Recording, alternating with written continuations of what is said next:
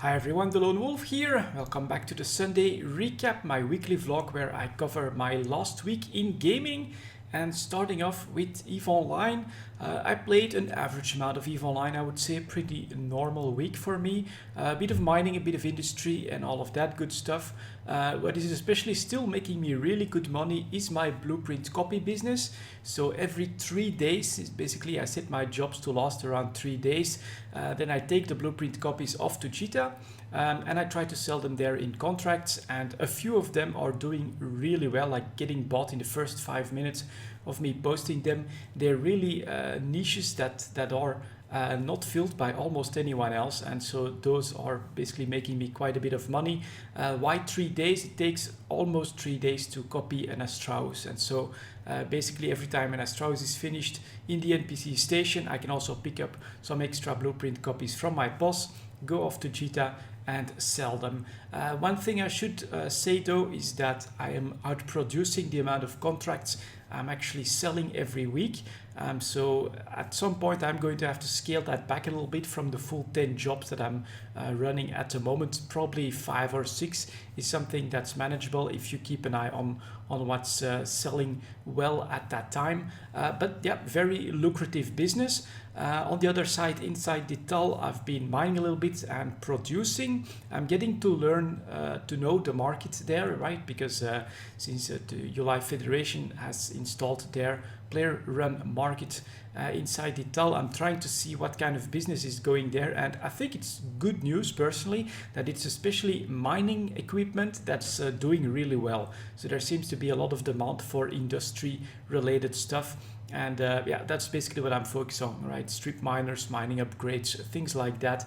Those do seem to be selling quite well and even at a premium. So everything that I'm mining is turned into equipment that gives me a bit of a premium. If on top of that I can sell it higher, that again makes me a little bit of ISK. And it's going really well at the moment, and I'm definitely having a lot of fun. For the plans in the future, of course, I'm not going to go for an L in Citadel. I did see that the blueprint copies at the moment are still going for like 2.5 billion or something like that. It's still a little bit too expensive, but I think that they will drop down to maybe 1 to 1.5 billion. And then I may just purchase one just to have it, so that if I find the right opportunity or the right reason to make my own L Citadel, I may go for that, and that would be definitely a switch of my focus in the game, because at the moment I do want to continue exploring what we can do with the Citadel system, but I may just have that option open for myself. So those are basically, yeah, the plans, right? After the summer, I'm planning to get some production facilities going there, and my dream, I'm not sure if it's going to happen. It depends a little bit on if it's feasible or not, or how things will work out throughout the summer. You know, I may switch to something completely different, but what I would like to see is to have Citadel be a good place for new players to explore the different facets of the game. And so maybe we can make that happen, maybe it won't, we will see. But that's at the moment a little bit of what I'm playing with, is no longer try to get an L there or something like that, but instead let's see if maybe we can make Citadel attractive enough for new players so that they can explore different facets of the game without having to tie themselves to huge alliance or something like that, and give them a different type of experience, or a good place to start exploring the possibilities in EVE Online. And a lot of that, of course, run by players with, I think, the right mindset, which would be in Providence, where they are not red, don't shoot, and they actually allow neutral players to join inside their space. After that, on my second character, not a second account, I only have one account, I am doing the daily opportunities on a second character on my account.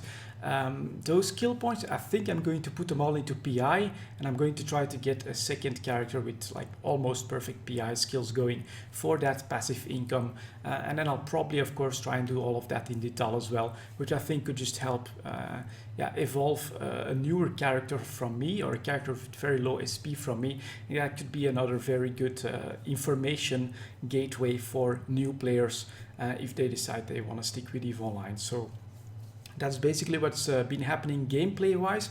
I'm also getting a decent amount of mails, and maybe I should quickly, I see a few trends in there, so maybe I should try to answer a little bit of that. First of all, I get a few requests for cooperation, right? Do you want to help me get set up in a wormhole? Do you want to help me or cooperate in a different system, or getting an L going, or working on completely different things? The truth is that I always block that off because I want to remain independent and be able to be in full control of my own schedule.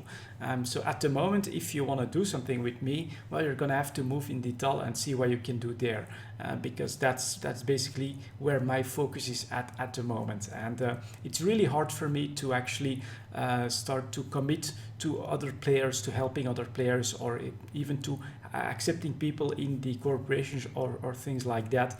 I'm fully focused on myself. That's how I enjoy the game, having my own goals, but also having the complete freedom of focusing solely on them without having to keep anyone else in mind or in the calculations of what I'm doing, right? If people want to focus on wormhole space, they can do that, but it's not going to be with me at the moment. I'm focusing on what I'm doing here. And another interesting mail that I got last week is that someone created a spreadsheet for skill point farming, and he wanted me to share that, so I did in the EVE talk. If you don't know about this yet and you have any interest in skill point farming, which basically what the spreadsheet does is it'll give you a calculation when plexes are at a certain price. Is it going to bring you more money to have a few characters train with those plexes and then convert that training time into skill injectors? And so depending, of course, on the price of plex, the extractors and the injectors, you can make money out of the skill point farming. And so if you want in on that business, then take a look at the EVE talk from this week. At the very beginning, I also quickly mentioned the character there. Get into contact with him, and then maybe you can find a new income source in EVE Online, which I think would be pretty damn passive, right? Just buy a few plex at the right price, start training a few characters. Once they're done, extract their skill points, put that on the market. So it could be very interesting. My personal vision on that is I definitely don't want to do it myself. I don't think that anyone is making mistakes by actually engaging in skill point farming. It's just a personal preference. I value the skill points, especially on my main. I'm pretty proud that he has more than 100 million skill points, for instance. And on my alts, all of those skills are definitely useful, right? My alts that I'm currently training with, the daily opportunities, is a covert ops prober. So if I ever want to go back into a wormhole, I can park him in there somewhere, and will always have a prober ready to find an exit, for instance. And I'm getting him into PI so that I can have a second set of planets running on the account. And then there's still a third character, which is of course in Jita at the moment. He's the one that I use to check the market, and I may do the same with him, also go for a PI for a third set. And honestly, that's going to take enough time that by that time I'll probably find other useful skills to train on any of my 3 characters for the daily opportunities that are out now. And so there's really very little incentive for me to actually start taking out skill points and trying to sell them or monetize them into ISK or anything like that. I just value the skill points on my character way too much for that. A final bit of news that I wanted to share about EVE Online, I just read about it on Reddit, is that some players are starting a charity Citadel, and Kriba is going to be the CEO of that. So he's going to oversee this Excel Citadel that is going to aim to become a new trade hub in EVE Online, and where the profits from the trade are going to go to the Plex for Good characters from CCP. And so that, I think, is a very interesting and a very worthy goal that people have set themselves. They're very ambitious as well, full of risk. But once we know more, once it's actually up and running, I'll definitely take a look at that. But I thought it was worth mentioning there that players are actually planning to go forth with an Excel Citadel that is going to be centered around providing the winnings not for their own pockets but for charity, which is pretty damn cool. Other than EVE Online, I played a decent amount of Stellaris. The game is definitely still fun, but very complex. So it's a game where you need to take your time. And I'm definitely agreeing with what I said last week, is that I get the vibe that this is like a Banished, but way more complex, way more layered. There's a lot more to learn.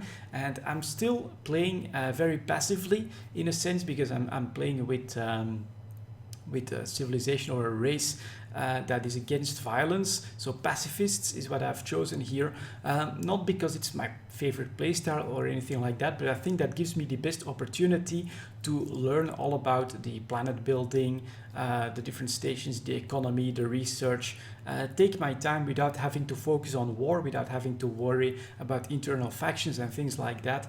And that's basically the game that I'm playing at the moment. I think I'm the strongest civilization, so I'm also learning how to focus my military expenditure without having that be too much of a cost to my civilization and things like that. But it's a lot of fun. I'm definitely still learning a lot about the game, and at some point I think I'll try to find a different avenue, a different type of race that is going to allow me to also take over smaller and weaker civilizations without being a pacifist about it, or having them join like an alliance or things like that. But I must say that you need to have enough time available to play for several hours on end, just to get through a game, learn about the game, and so it's a major time sink, right? I enjoy it, but it does take a lot of time, and so I have to decide, like, all right, this evening is going to be a bit of EVE Online, and then I'm gonna work on my Stellaris Empire, see how I can continue the story there. And yeah, I'm definitely still not at the race where I want to say, okay, with this one I'm gonna plan to conquer the entire universe or something like that. I'm definitely still in the exploration and in the learning phase of Stellaris, which is not bad after yeah, several weeks and quite a few hours spent in the game already. It does mean that the game is fun, complex, and in-depth enough that it will keep you busy for a pretty long time, which for me is a very important metric when it comes, of course, to the value of the amount of money that you've spent there. And lastly, I played a little bit of Overwatch as well. Obviously, it came out last week, so I played a few games, and this is very fun as well, but in a completely different way than Stellaris. This is, for me, fun in very small sessions. So playing 3-4 games, maybe around an hour or something like that. After 2 hours, I definitely get a little bit of maybe a headache, or it's a bit too intense or something like that, where I say, okay, you know what, I'm actually gonna check the jobs that I've got running in EVE Online or something like that. But in small stints, this is definitely fun. This is fast-paced, action-packed, instant fun. That's definitely how I would describe Overwatch at the moment. There's also 2 evenings where I played with Dagarn a little bit, and that makes the game a lot of fun, right? Playing with a few friends, trying to find the right characters to counter the opponents, and then trying to cooperate with each other, depending on the maps, depending on defending and attacking and things like that. That is a lot of fun. That is really where Overwatch shines, I think, if you can play with a few friends. That makes yeah, the game a little bit more interesting, because of course other players that are on voice come with you, they spot different things from you, they spot different problems, and they can come up with tactics that you don't think of on the spot, or that you can't manage to do when you're playing solo. So yeah, Overwatch, a lot of fun, even solo, but definitely not something that I can stick to for hours on end. And if you want that little cherry on top, then yeah, find a few friends that also play Overwatch and play together with them. Anyways, I think that's it for this week. Yeah, pretty much. So a little bit of EVE Online, Stellaris, and Overwatch. That's what I played last week. Thank you very much for watching. I'll see you all next time.